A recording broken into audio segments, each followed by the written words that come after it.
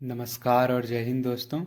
आज हम ये जानने का प्रयास करते हैं कि कंसेशन सर्टिफिकेट का सही फॉर्मेट क्या है और इसे बनाते कैसे हैं। तो यदि आप भी रेलवे भाड़ा में छूट के लिए कंसेशन सर्टिफिकेट बनाना चाहते हैं या आपके भी जान पहचान में कोई ऐसे दिव्यांगजन हैं जो रेलवे से सफ़र करते हों, तो ये वीडियो अंत तक ज़रूर देखें। तो चलिए शुरू करते हैं। ये है कंसेशन सर्टिफिकेट। ये प्रायः चार प्रकार के लोगों को इशू किए जाते हैं। पहला, ऑर्थोपेडिकली हैंडीकैप पर्सन। दूसरा, मेंटली रिटार्डेड पर्सन। तीसरे प्रकार में आते हैं कंप्लीटली ब्लाइंड पर्सन। और चौथे प्रकार में आते हैं टोटली डम्ब पर्सन। यहाँ टोटली डम्ब पर्सन मेंशन किया गया है, लेकिन आपको बता दूं कि ये टोटली डम्ब पर्सन को इशू नहीं किए जाते हैं। ये totally deaf and dumb person, जो जिसमें दोनों प्रकार की समस्याएं हों, जो जो बाद में सर्टिफिकेट में नीचे मेंशन किया हुआ है, जो आप देख सकते हैं। Deaf and dumb person both afflictions together, मतलब वैसे डिसेबल्ड जिनमें दोनों प्रकार की समस्याएं एक साथ हो, वैसे लोगों को ये सर्टिफिकेट इशू की जाएगी। तो ये चार प्रकार के लोग हो गए। अब देखते हैं कि इस फॉर्म को कम्प्लीटली भरते कैसे हैं और इसे इशू किसे करते हैं। ये सर्टिफिकेट गवर्नमेंट हॉस्पिटल द्वारा और वहाँ के एक डॉक्टर द्वारा इशू किया जाता है। यहाँ आपको आपकी अपनी फोटोग्राफ चिपकानी है। यहाँ नाम, उसके नीचे एड्रेस, एज और मेल या फीमेल। ये सब तो लोग आसानी से भर देते हैं, लेकिन सबसे ज़्यादा दिक्कत लोगों को नेचर ऑफ हैंडीकैप भरने में आती है, जो प्रायः डॉक्टर के द्वारा भरा जाता है।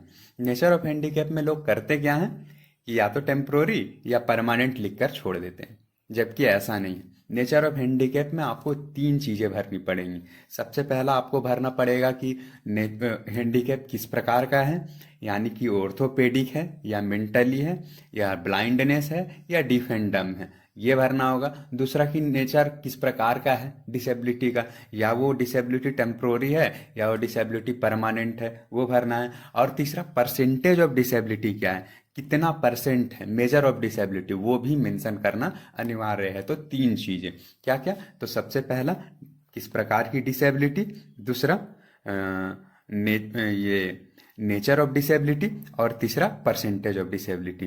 ये तीनों मेंशन करना अनिवार्य है, क्योंकि आपका जो यूआईडी कार्ड बनेगा ये इसी सर्टिफिकेट के बेसिस पे बनेगा, तो इसमें सारी डिटेल्स होना अनिवार्य है। उसके बाद नीचे आप बाईं तरफ देख रहे हैं, ये गवर्नमेंट हॉस्पिटल का सील है, मुहर है, जहां से ये सर्टिफिकेट इशू किया जा रहा है।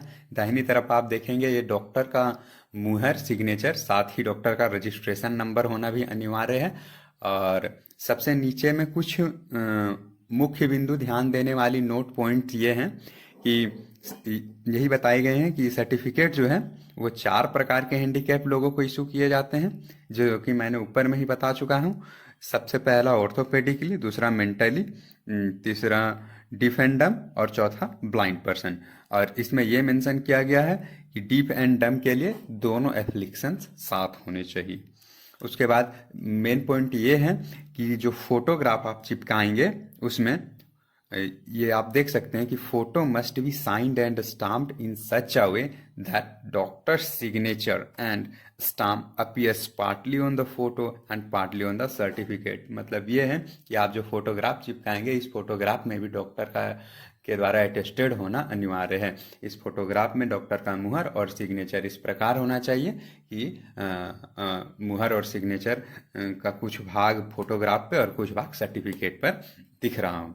दूसरे पॉइंट में ये बताया गया है ये वही कि डीफ एंड डम्ब पर्सन्स के लिए बोथ एप्लीकेशंस टुगेदर होने चाहिए। और इस सर्टिफिकेट की वैलिडिटी के बारे में बताया गया है। इसमें यह बताया गया है कि टेम्प्रोरी डिसेबिलिटी जैसे केस में, या फिर mentally retarded person, blind person और डीफ एंड डम्ब पर्सन के केस में सर्टिफिकेट 5 साल वैलिड रहेंगी। वहीं परमानेंट डिसेबिलिटी की केस में, ऑर्थोपेडिकली परमानेंट डिसेबिलिटी की केस में, यदि दिव्यांगजन की उम्र 25 साल या उससे नीचे है तो सर्टिफिकेट की वैलिडिटी 5 साल होगी। और 26 से 35 साल के बीच में तो सर्टिफिकेट की वैलिडिटी 10 साल होगी। और 35 से एवब यदि किसी की उम्र है कोई दिव्यांगजन की, तो इस सर्टिफिकेट की वैलिडिटी जो होगी वो लाइफ लॉन्ग होगी। एक्सपायरी के बाद इस सर्टिफिकेट को रिन्यूअल करना अनिवार्य है, ये भी यहाँ लिखा गया है। और लास्ट पॉइंट में ये बताया गया है कि इस सर्टिफिकेट में कोई भी आप ये अल्टरेशन नहीं कर सकते हैं, कोई भी आप चेंजेस नहीं कर सकते हैं।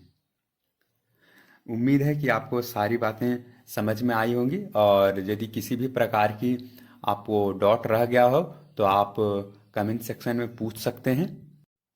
धन्यवाद, मिलते हैं अगले वीडियो में, तब तक के लिए अपना ख्याल रखें।